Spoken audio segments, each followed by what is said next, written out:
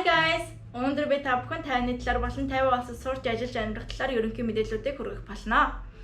50 улс нь өөрсдийн гэсэн сонгуультай, ерөнхийлөгчтэй, шүүх засаглалтай, засгийн газартай, хууль дүрмтэй арчилсан улс юм а. Нийтдээ 36,000 орчим км квадрат талбай арал дээр оршин байрладаг бөгөөд 23 сая орчим хүн амтай. 50-ны аль биесны хэл нь хятад хэл. 50-ны аль биесны мөнгөнд дэвсгэрт нь $50 бөгөөд өнөөдрийн ханшаар нэг $50 нь 106 төгрөгтэй тэнцэж байна. Тайван нүүбийн гишүүн улс биш бөгөөд бусад олон улсын байгууллагууд ч гэсэндээ гишүүн болон гишүүн бус гэх зэрэг янз бүрийн статустай байдаг. За би ярих зүйлсээ бүгдийг Монгол төгрөгөнд төрүүлээд ярьчих. Энэ нь танд илүү амар байх болов гэж бодож байна. Хичээлийн жилийн хувьд 2 семестртээ намрын болон хаврын эсэлт авдаг. Намрын семестр нь 9 сарын дундуур эхэлдэг бөгөөд 2-оос 6 сарын хооронд эсэлтийн хугацаанд үргэлжилдэг.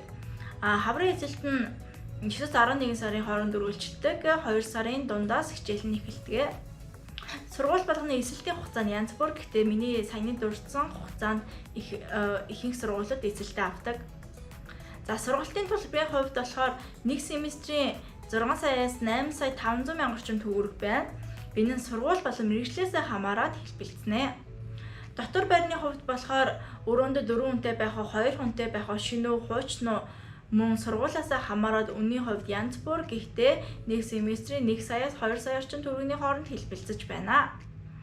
За гадуур хэрвээ байранд амьдрахыг хүсэх юм бол гадуур байрлах үнэ нь мөн хот хотоосоо хамаарат өөр. Гэхдээ дунджаар 1 сарын 600 мянган орчим төгрөг байдаг.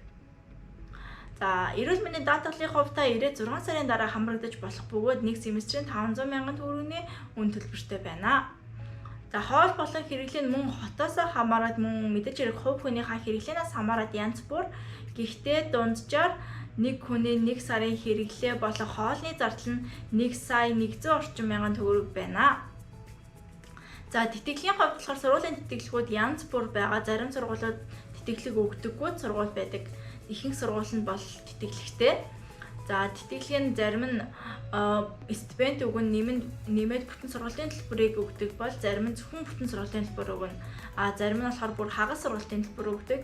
За бүр зарим нэг нь болохоор зөвхөн стипенд өгдөг байгаа. За тэтгэлэг авах шалгуур нь ерөнхийдөө хэлний оноо болон дүнгийн голчоос хамаардаг.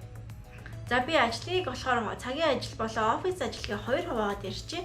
Цагийн ажлын хувьд болохоор нэг өдрийн $168.50 буюу $17,800 төгрөг байдаг. Нэг өдрийн $1,344.50 буюу $142,500 Монгол төгрөг байна. За нэг сарынхан цалин болохоор $25,050 буюу $2,650,000 төгрөг байна. Офис ажлын хувьд хамгийн доотлын цалингийн нэг сарынхан түвшний хэмжээ нь $33,750 буюу $3,600,000 төгрөг. Дундад цалин нь болохоор $55,754.50 буюу 6 сая орчим Монгол төгрөг байна.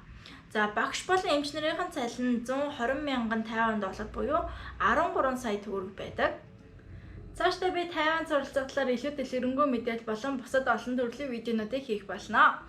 Та Тайван суралцахыг хүсчээл надтай холбогдоорой. Баярлалаа.